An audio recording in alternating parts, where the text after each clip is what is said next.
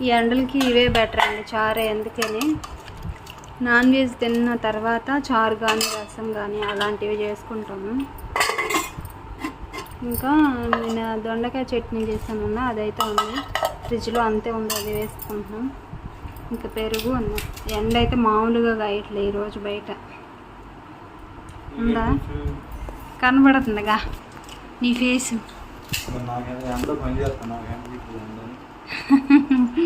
నీకు ఎండ అనిపించట్లేదా?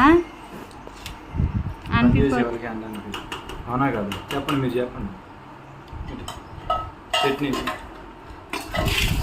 ఇంట్లో నాకు ఎండగానే ఉందిగా, మరి పని చేస్తున్నాగా నేను కూడా. మిషన్ కూడా ఏదైనా పనేగా. నువ్వు తగాదాడుతున్నావు, మధ్యాహ్నం భోజనానికి వచ్చి తగ్గు ఆడుతున్నావు నువ్వు.